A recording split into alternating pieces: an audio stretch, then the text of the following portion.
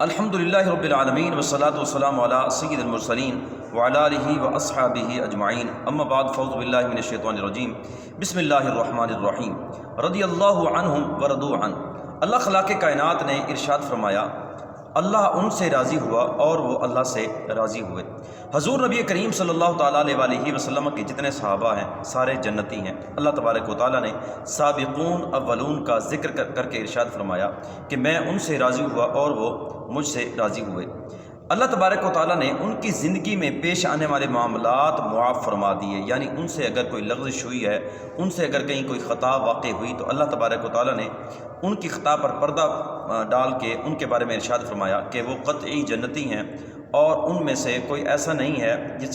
جس نے زیارت کی ہو حضور علیہ الصلوۃ والسلام کی ایمان کی حالت میں، اور ایمان کی حالت میں دنیا سے گیا ہو اور وہ صحابی ہو اور وہ جنتی نہ ہو، ایسا نہیں ہے۔ کچھ دن پہلے علامہ سید ذوالفقار علی گیلانی صاحب کے ساتھ ایک مباحثے میں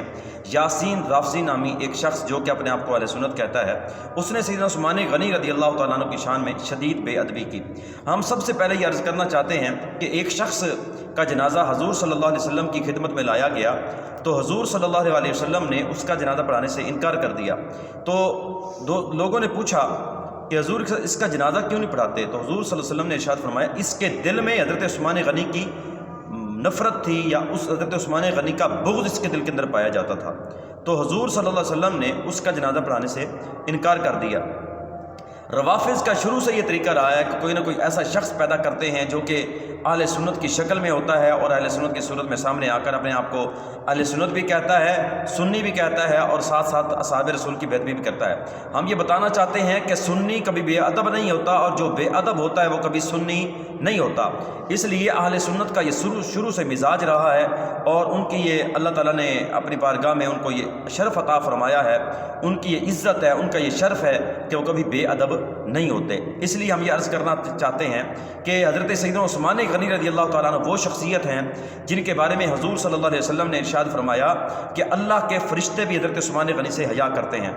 ایک مقام پر حضور صلی اللہ علیہ وسلم نے خلفائے راشدین کی شان بیان کرتے ہوئے ارشاد فرمایا کہ حضرت سیدنا ابوبکر صدیق رضی اللہ تعالیٰ عنہ اس امت میں سب سے زیادہ رحم دل ہیں، اور حضرت عمر فاروق رضی اللہ تعالیٰ عنہ کے بارے میں حضور صلی اللہ علیہ وسلم نے ارشاد فرمایا کہ دین کے معاملے میں حضرت عمر سے بڑھ کر کوئی سخت نہیں ہے، یعنی حضرت عمر سب سے زیادہ سخت ہیں دین کے معاملے میں۔ اور حضرت عثمان غنی کے بارے میں ارشاد فرمایا کہ حضرت عثمان غنی رضی اللہ تعالیٰ عنہ اس امت میں انبیاء کے بعد سب سے زیادہ حیا والے ہیں، اور مولا علی کرم اللہ وجہہ الکریم کے بارے میں حضور صلی اللہ علیہ وسلم نے ارشاد فرمایا سب سے درست فیصلے کرنے والے حضرت مولا علی ہیں۔ یہ تو شان ہے حضرت عثمان غنی رضی اللہ تعالیٰ عنہ کی، اور بے شمار احادیث ہیں آپ کی بارگاہ میں۔ ہم یہ صرف اتنا عرض کرنا چاہتے ہیں کہ حضرت عثمان غنی وہ شخصیت ہیں جن کے گھر میں حضور علیہ الصلوۃ والسلام کی یکے بعد 2 شہزادیاں ہیں، جن کو دنیا میں حضور علیہ الصلوۃ والسلام نے 10 مرتبہ جنت کی بشارت عطا فرمائی، جن کے ہاتھ کو حضور صلی اللہ علیہ وسلم نے اپنا ہاتھ قرار دیا، جن کے دروازے پر حسنین کریمین نے پہرا دیا،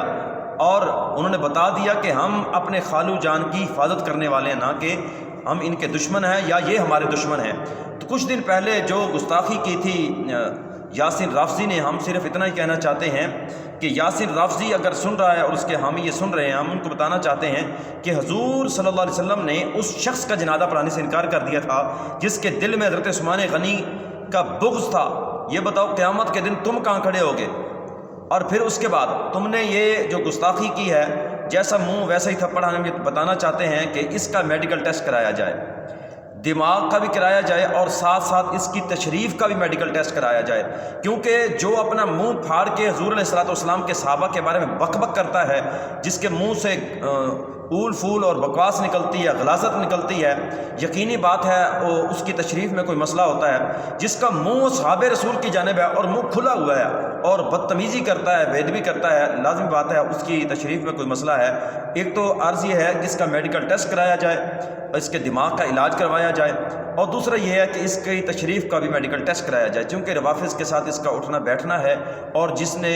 حضرت سیدنا عثمان غنی کی شان میں شدید بے ادبی کی ہے، ہم یہ کہتے ہیں کہ اس کا ٹیسٹ کروایا جائے۔ ہمیں یہ شک ہے کہ یہ مفعول ہے، یہ آبجیکٹ ہے۔ کبھی غیرت مند بندہ، کبھی حیادار بندہ